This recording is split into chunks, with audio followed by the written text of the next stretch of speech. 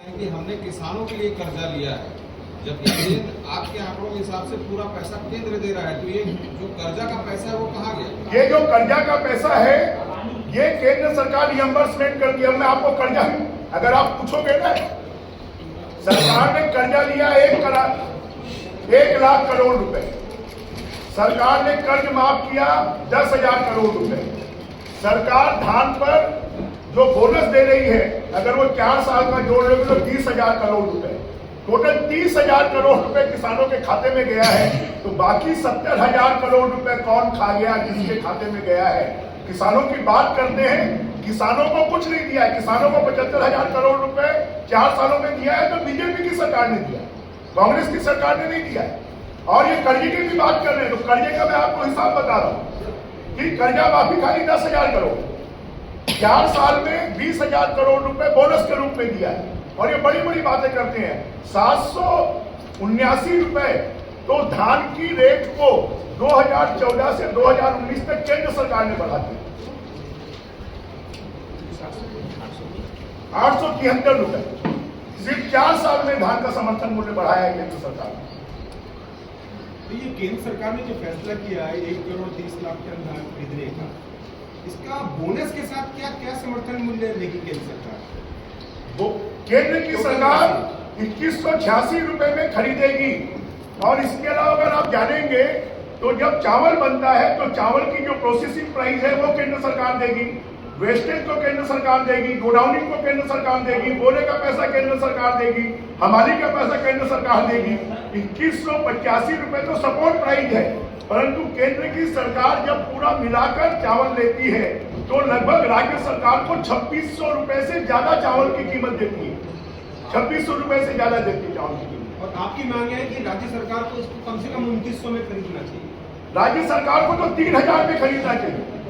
जब 750 रुपए पहले साल जब इन्होंने 2500 की घोषणा की थी, उस समय धान का समर्थन मूल्य था 1750, तो 750 रुपए दे रहे थे अतिरिक्त।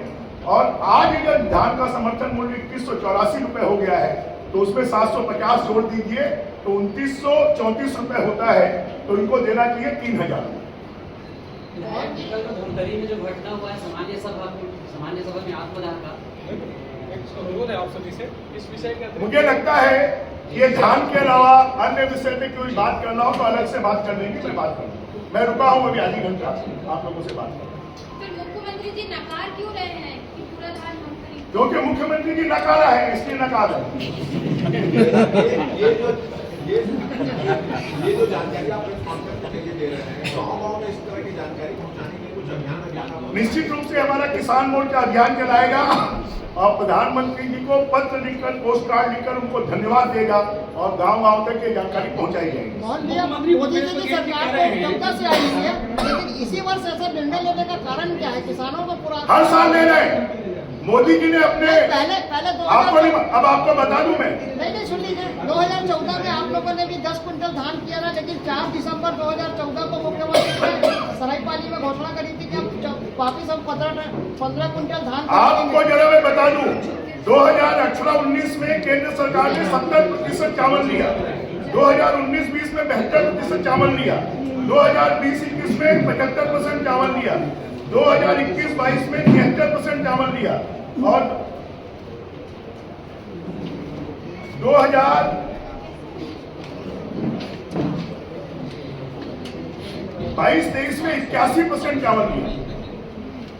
तो लगभग केंद्र सरकार तो हमेशा लेती नहीं है, परंतु भूपेश बघेल जी का जैसा कि अपने बच्चे को खुद नहीं पाल पा रहे हैं और तो दूसरे पर आरोप लगाते हैं कि वो नहीं पाल रहा है।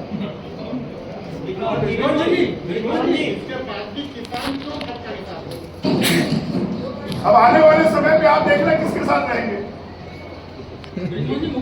और अब भूपेश बघेल जी को इन आंकड़ों के बाद में सच को स्वीकार करना चाहिए और प्रधानमंत्री जी के ऊपर में जो झूठा आरोप लगाया था उसके लिए माफी मांगना चाहिए।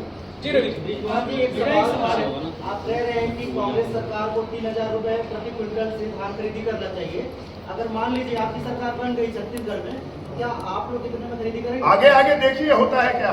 कुछ तो बता रही सब पत्ते एक साथ थोड़ी खोले जाते हैं। मुख्यमंत्री जी कह रहे हैं कि केंद्र ने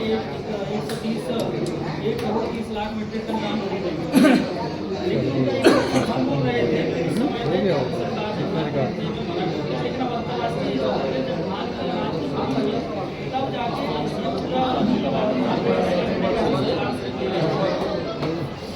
ऐसा नहीं है, कभी मना नहीं किया। पिछले बार भी राज्य की सरकार का 63 लाख टन चावल केंद्र की सरकार ने लिया। मैं तो आपको आंकड़े बता रहा हूँ ना, पिछले वर्ष 81% चावल खरीदा है।